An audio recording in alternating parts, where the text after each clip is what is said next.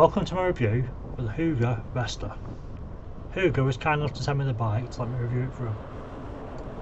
When the bike came, the box was really big. It was tall, long, but quite thin. When I opened the box, the bike was basically built. All I had to do was put on the quick release handlebars and the pedals. Even the brake levers were set up the right way. So once I'd done that, it was ready to go. Just had to charge the battery. I must admit, I am a fan of the bike coming pretty much built. It saved me a lot of work. Like usually it'll take me half an hour to put the bike together. Sometimes longer depending on the bike. So virtually no work to do. Definitely has my approval. When HYGGE sent me the bike, I also got the free helmet that comes with it. He asked me if I wanted large or small, so I told him large, and that came in the main box. The helmet's nice and comfortable. It's a nice colour combination, branded. Looks smart, to be honest. When you open the smaller box, you have your basics, your charger, your tools, and you have a little keyring that's all branded and looks pretty posh. It's a nice little touch, that's what you get with your bike. When I put the bike on charge, I noticed that the fan was quite noisy. It wasn't noisy as in making a funny noise, it was noisy as in blowing a lot of wind and keeping that charger cool, so probably overkill, but it's nice that they think about keeping the charger cool while it's charging. So the bike was all charged, ready to go. But before we get started, let's have a look at the bits. The bike has 20x4 inch flat tyres and a one-piece rim that feels kind of plasticky. The tyres have chunky white writing going round and it looks really good. And there was a recommendation of 30 psi, which is usually 20 psi on other bikes, so I'm guessing the stronger tyres. I couldn't say for definite, but they look nice. The bike has a Tektro hydraulic braking system with 180mm discs. It has plastic mudguards front and back, nice thick, they do the job, but they also have like a little plastic bit on the end where it connects, and I assume that's adjustable. It's not the normal mudguard, it seems to be like custom made. The bike has a 7-speed Shimano Altus gear system, really nice and smooth. It has lockable removable hand grips that are made of rubber. They feel really nice and honestly. The bike has front and rear lights. The front one seems a standardish one. The back one though is bigger than usual and has a big reflector on it as well. And obviously it's a brake light, so definitely good. The bike has a 48 volt, 14 amp hour battery, which will get you about 35 mile. That's in pedalless 5. The bike has a built-in rear rack with a 25 kilo load limit.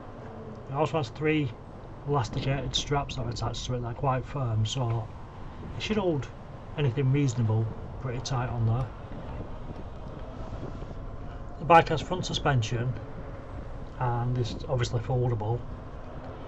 It's not really a heavy bike, if I'm honest. It's about 27 kilos, but it's very manageable. It's quite easy to pick up and like, lift upstairs and stuff.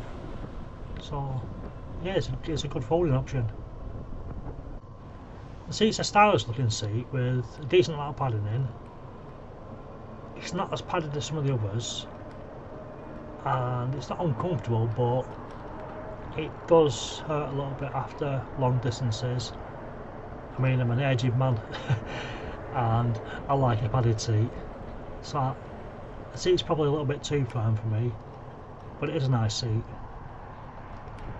The pedals are folding and I don't like them.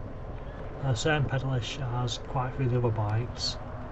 They're a solid pedal that folds, but they're very small, not very grippy, and your feet do slip off them, especially in the wet. So if I was buying this bike, I'd absolutely replace the pedals. Then I have the screen. It's a decent size, it looks nice. The buttons feel good. It's well built and put together. There's a USB-C port built into it. When you turn the screen on, it powers up and says HYGGE. And then when you turn it off, it says goodbye, which is quite nice, which ensures it's obviously custom made for the HYGGE brand. When you press the menu button, it's mental. There's like a ton of options, loads of things you can do and change. It's not like the normal screen. Normally there's very limited options. You have to press multiple buttons and combinations to get into them. This is all just like a ready to play menu. Now when you get into the menus, there is a speed option, and when you press on that it asks for a 4-digit key code.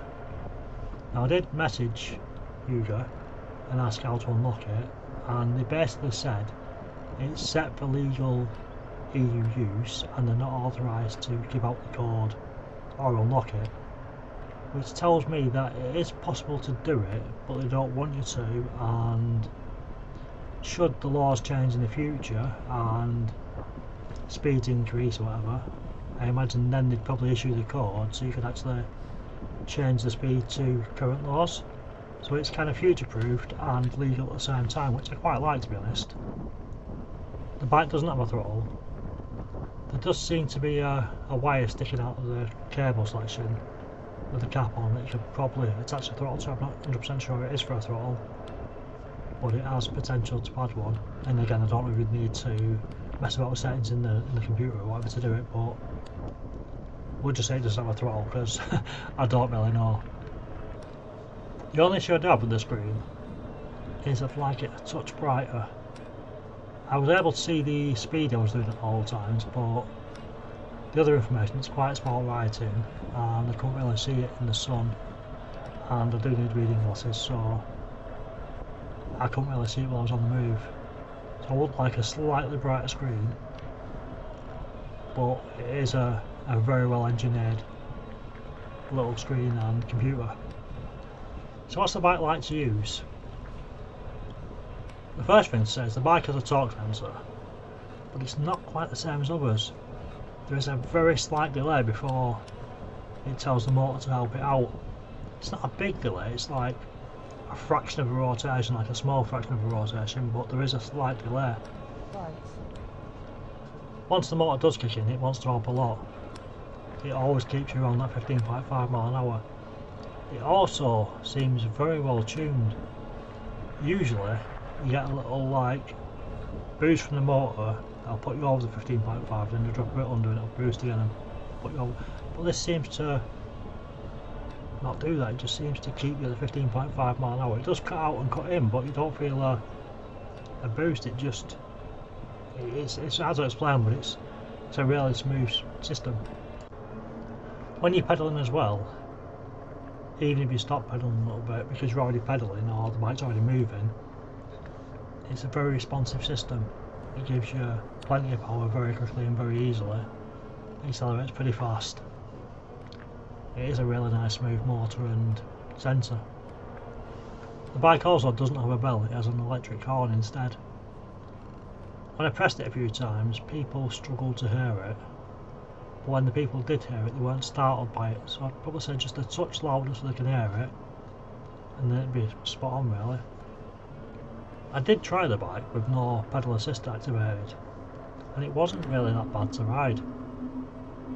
So feasibly, you could take it out for a bike ride without power. I personally wouldn't, because I'm lazy and that's why I've got an e-bike. But you possibly could, so again it is an e-bike because you could use it technically as a bike. Now, I suppose we should address the kind of issue with this bike, which is the price. It's £1,500.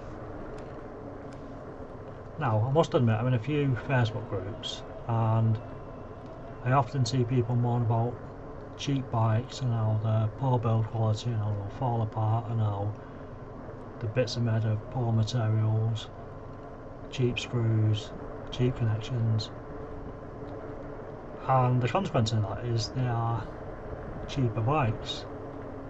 Now this doesn't feel like that. This feels like they've selected parts that they wanted for this bike. They've probably put in good screws, good components, and they've put in custom parts and built the bike how they wanted it. So the consequence of that is it's more expensive. You don't get quality parts for cheap prices.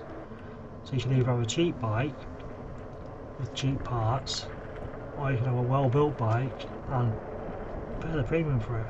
Now at £1,500 for the stuff they put in it, I don't feel it's too expensive. I think it's probably fair because they have put a lot of effort into this bike and it's well made. To me the bike's a really nice bike. It's fun to ride, it's very responsive, great brakes, looks great, it's reasonably light, so it's a good folding bike and not too bad to carry about. It's a well built bike. So would I recommend this bike? Well, that completely depends on you. If you're after a bike solely based on price, this isn't for you. There are cheaper bikes out there with similar sort of specs, but not quite the same level of build quality. But if you're willing to pay the bit extra and have a really nice built bike, a well thought out bike and a well engineered bike, then this could be for you. I think at £1,500 it probably does look a little bit expensive, and most of you will probably go for cheaper Chinese versions because they're cheaper, but you are getting less quality for that. I do feel that £1,500 is probably fair for this bike because, as I say, it is well built and it is a high quality bike. Now if you use my code NEG3OFF, I'll get you 3% off the total price of the bike, which is about 45 quid. So it'll save you a bit of money. So yeah, if you're after a well built high quality e-bike and you prefer to pay a little bit more for the build quality, I'd absolutely recommend this bike. I don't think you'd be disappointed when you take out the box and you see it all. I think you'd see that it is a higher end e-bike. So if you've made it this far, thank you for watching. Any questions, comments, put them in the comment section, I'll get back to you. And if you like the content I'm making, please do like, share and subscribe, it really does help. And I'll see you in the next video.